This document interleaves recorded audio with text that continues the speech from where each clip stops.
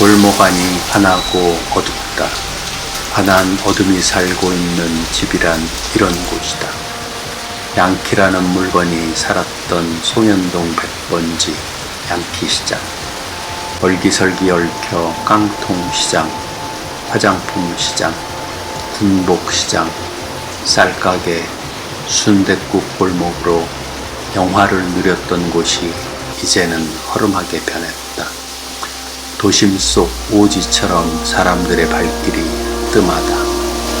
골목 초입에 들어서자 장맛비가 휩쓸고 간 자리는 흡사 뚝뚝 떨어지는 눈물 같다. 허공에서 검은 눈물이 뚝뚝 떨어진다. 지상보다는 천상이 좀 더 가까운 천정에서 사람의 눈물이 떨어진다. 어둡고 환한 곳이다.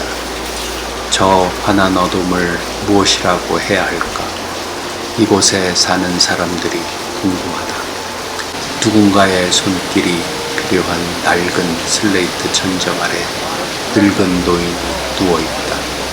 한평 남짓한 공간에 독고방이 저런 모습일 것이다.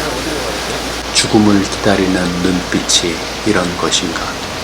어둡고 어두워 마침내 뚫린 천정에서 쏟아지는 흰빛으로 누워있는 방안이 환하다. 빗줄기가 거세서일까? 사람의 흔적이 보이지 않는다. 길이 끊긴 정막이 이런 것이다. 안과 밖에 정멸이 지나가는 길이 저런 것일 것이다. 질적하게 젖은 골목길에 들어선다. 골목 안쪽에 알전등 몇 개가 켜져 있다. 텅 빈 공간, 사람의 발길이 없다. 횡하다. 사람의 흔적이 없는 골목에서 낡은 미싱 도는 소리가 날 뿐 가끔씩 텔레비전에서 소음이 새어나온다. 어둠 속에 잔뜩 웅크린 등허리가 보인다. 누워있는 모습이 와선을 하는 돌부처를 닮았다. 등 저쪽으로 어두운 골목이 보인다. 줄줄이 셔터가 내려진 닫힌 가게들만 즐비하다. 그 끝, 골목 끝이 환하다. 희미하게 수선집이 보인다. 이런 날, 비가 내리는 날, 누군가 이 비를 뚫고 올 리가 없다. 해방 후 미군 부대가 들어오면서 형성된 양키 시장. 전쟁의 폐허에서 살기 위해 양키 물건을 팔았던 송현동 백번지에 사는 사람들의 이야기다.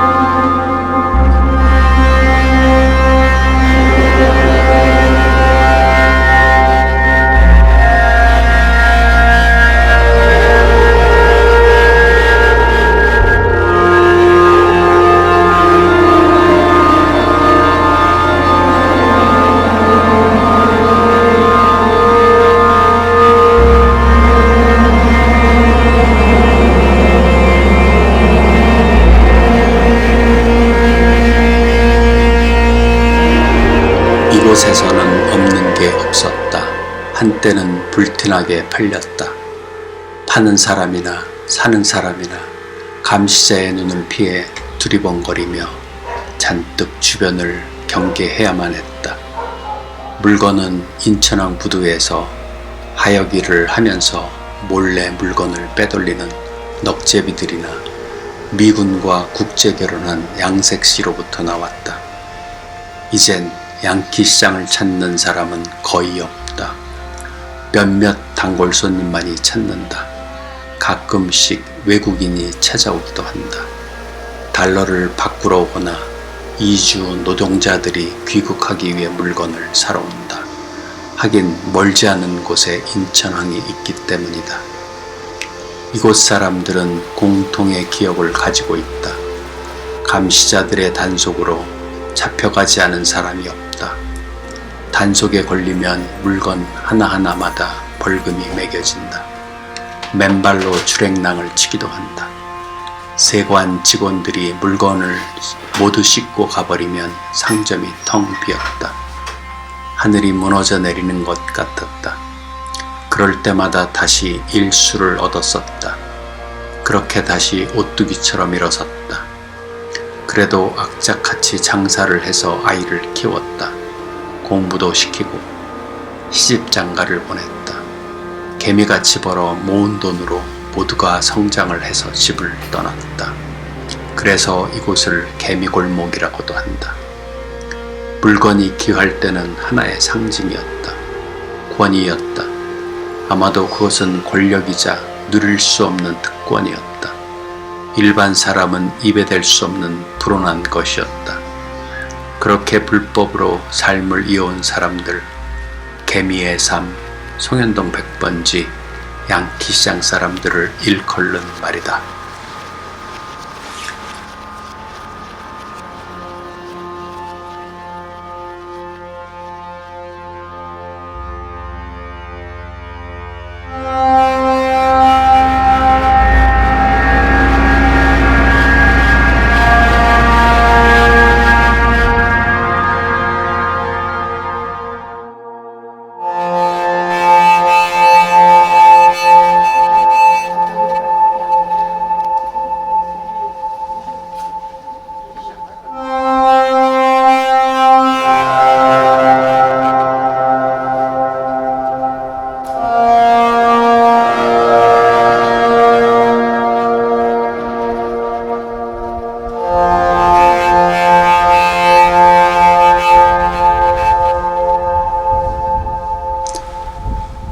나이가 들면 삶이 허망한 것인가?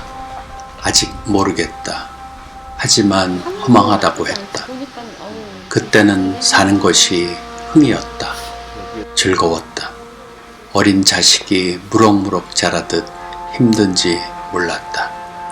아침부터 저녁 낮을까지 골목 가득 환한 불빛이 새어나왔다. 사람들로 북적거렸다. 하지만 시간 앞에 장사가 없다고 하지 않은가. 시간을 이길 수는 없는 일이다. 가세가 기울듯이 점점 양키 물건을 찾는 사람도 줄어들었다. 오래 묵은 장맛을 잊지 못하듯이 그래도 단골 손님이 있어서 그나마 버티고 있다. 장맛비가 지나간 후미진 골목으로 시간이 무너져 내린다.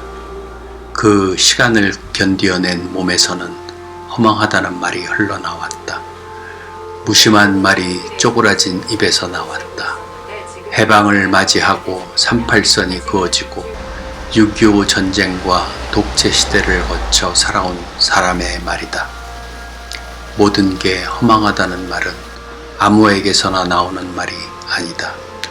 삶의 끝자리는 항상 처음과 통한다. 태어남이 고통이기에 죽음은 즐거움이 될 수가 있다. 삶이 곧 죽음이자 죽음이 곧 삶이 아닌가. 이 한 통속이 어쩌면 남루한 인간의 삶일 것이다. 운명을 지고 살아온 생명부지일 것이다. 자식을 키워온 자궁을 가진 어미만이 내뱉을 수 있는 말이다.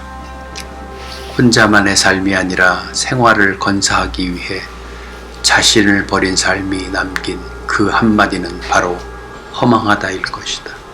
그래서 영혼에 허망함이 스멀스멀 들어왔는지 모른다. 그러기에 이곳은 어미를 닮은 자궁을 닮았다. 모든 허망은 해탈이기에 모든 허망은 고초를 겪은 어머니를 닮았다.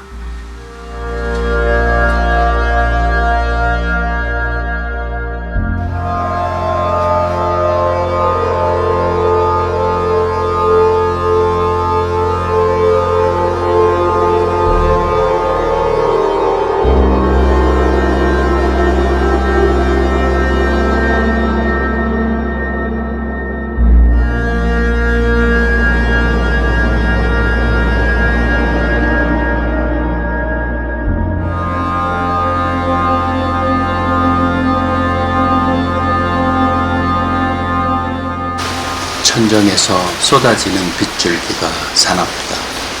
어둡고 환한 천장의 기묘함은 어쩌면 너덜너덜한 삶이 이어온 흔적일 것이다. 비바람에 날아가고 깨져서 생겨난 생채기다. 닫힌 가게는 곧 죽음의 숫자와 일치한다. 문이 닫히면 죽은 거다. 실타래 같은 삶을 여기에 풀어놓고 갔다. 나이가 들고 혹은 병에 들어 문이 닫혔다. 문이 닫힌 곳은 어둡다. 조명이 꺼지고 사람의 발길이 끊기어 온기조차 사라졌다. 죽음의 그림자가 내려앉은 골목이다. 짙은 어둠이 내려와 살고 있는 집이다. 그나마 초입은 불이 켜져 있다. 사람이 그립다. 마냥 기다리는 것이 이곳의 풍경이다. 어떤 가게는 진열장이 텅 비어있다.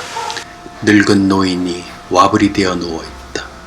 죽음을 기다리는 자의 모습이다. 기다린다는 것은 무엇일까? 희망일까? 나는 아니라고 말하고 싶다. 어쩌면 삶은 어둠이다. 환한 얼굴이나 어두운 얼굴이 모두 하나이다. 너무나 많이 기다려왔으므로 기다림은 길이 없다. 길을 잃었다. 그래서 나는 희망을 그늘이라고 말하고 싶다. 희망이 비칠 필요는 없다. 만인이 품는 희망일수록 더 짙은 그늘이 있을 터이다. 그러므로 길이다. 어두운 길이다. 끝이 없는 시작이다. 어디서 오는 것인지 알 수가 없다. 그저 환한 빛이 있다면 그곳으로 갈 것이다. 그것이 길이니까. 환한 말들이 밟아오듯 골목 안이 웅성거린다. 살아야 하니까, 살아가야 하니까. 삶이 곧 어둠이고 어둠이 곧 삶이다. 침묵의 말들이 어둠 속에서 환하게 걸어 나온다.